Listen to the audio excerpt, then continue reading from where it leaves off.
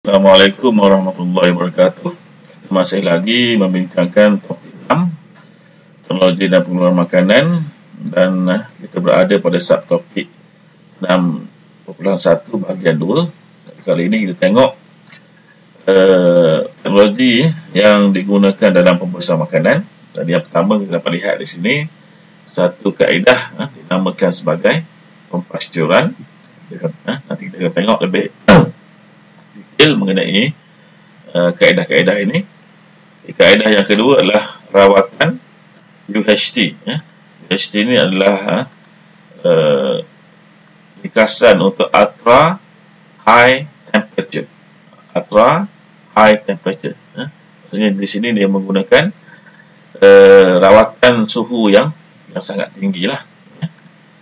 Okey, kaedah yang ketiga kita ada kaedah pengetinan. Proses di mana makanan akan disimpan dalam tin. Kita tengok proses ini ada cara-cara dia. Okey, seterusnya yang keempat adalah pembungkusan vacuum.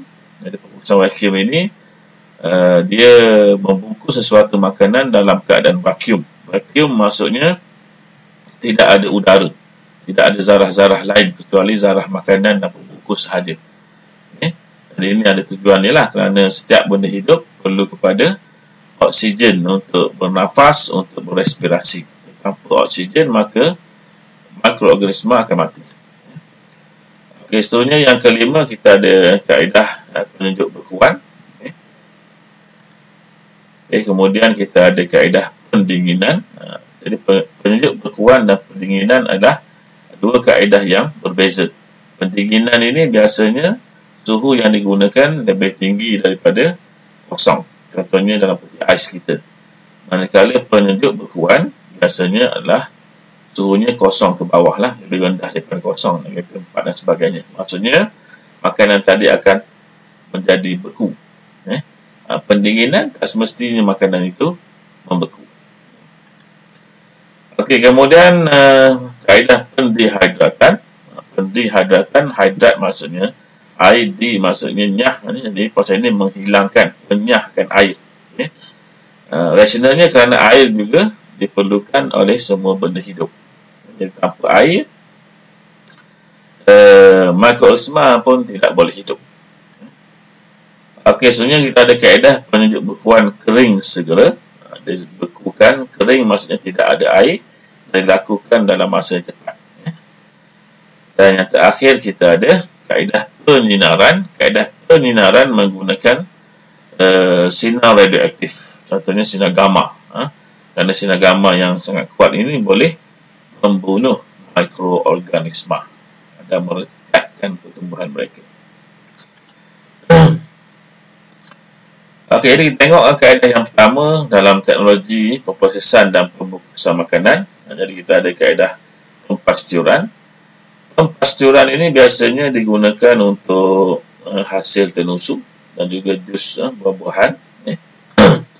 Jadi yang pertama, kita tengok kaedah dia melibatkan susu dipanaskan sehingga 72 darjah Celsius selama 15 saat ataupun 63 darjah Celsius selama 30 minit dan disejukkan dengan segera serta dibungkus. Jadi konsep di sini ada dua kaedah.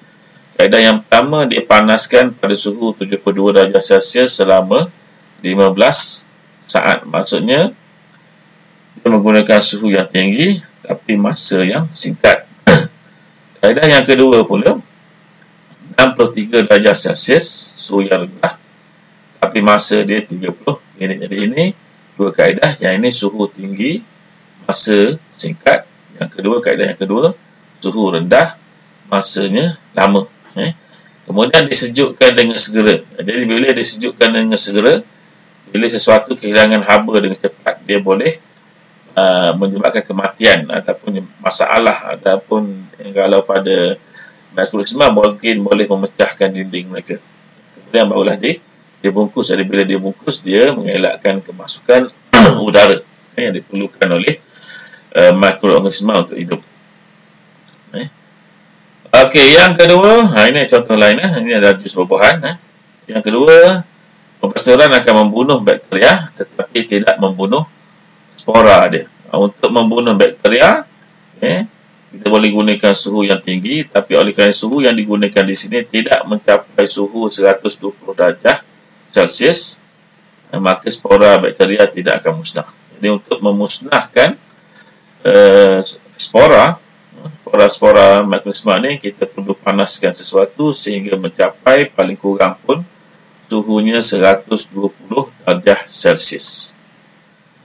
Okay, yang ketiga, susu mesti disimpan dalam peti sejuk pada suhu 4 darjah Celsius. Suhu ini adalah suhu yang rendah. Tapi kena ingat, suhu yang rendah tidak membunuh mikroorganisma. Mereka masih hidup, tapi mereka kurang aktif. Maksudnya, proses perekutan masih lagi berlaku. Jadi sebab itu, susu yang kita beli, kalau kita dah buka bungkusan dia ataupun kotak dia, kita tak boleh simpan lama dah. Kerana bila kita buka saja, maka masuklah udara. Bersama udara ada mikroorganisma. Walaupun dia tidak aktif, tapi masih lagi melakukan aktiviti yang boleh merosakkan susu tersebut. Yang keempat, tahan beberapa hari. Jadi maksudnya, susu secara umumnya kalau kita tak proses, dia hanya tahan mungkin sehari ataupun setengah hari. Jadi bila kita lakukan proses pempasturan, yang pentingnya rasanya masih sama, zatnya tidak rosak. Dan kita panjangkan jangka hayat dia, mungkin boleh tahan 2-3 hari. Jadi itu bergantung pada tarikh expiry date dia. Jadi kalau sebelum kita beli susu, tengok dulu tarikh luput dia, supaya tidak berlaku keracunan. Yang terakhir, rasa asli dan nilai nutrisi susu akan dikekalkan. Jadi ini kelebihan yang ada pada kaedah pempasturan. Okey, kaedah yang kedua, kita tengok kita ada rawatan UHT, ultra high temperature, juga digunakan contohnya untuk susu. Yang pertama, keluaran susu dipanaskan dalam aliran yang berterusan pada suhu 135 darjah Celsius untuk beberapa ketika. Jadi 135 darjah Celsius ini merupakan suhu yang tinggi. Okay, ini contoh makanan lain. Ini makanan yang dibuat daripada melibatkan susu juga, ataupun minuman. Yang kedua, paket akan disterilkan. Disterilkan maksudnya proses ini akan membunuh mikroorganisma.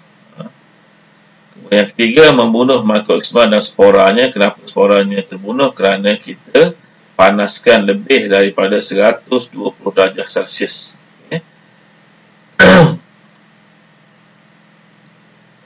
Dan lebih daripada 6 bulan tanpa disimpan dalam peti sejuk. Dengan syaratnya mesti dalam bungkusan lah. Dan yang terakhir, tidak mengekalkan rasa asli dan nutrien makanan. Kenapa? Kenapa tidak kekalkan rasa asli dan nutrien makanan? Kerana telah pun dipanaskan pada suhu 135 darjah Celsius. Suhu yang tinggi akan mengubah rasa asli makanan dan juga akan memusnahkan sebahagian nutriennya. Contohnya vitamin. Vitamin sangat sensitif pada suhu. Suhu boleh merosakkan vitamin. Jadi kita berhenti di sini dulu. Dan sambung kemudian. Assalamualaikum warahmatullahi wabarakatuh.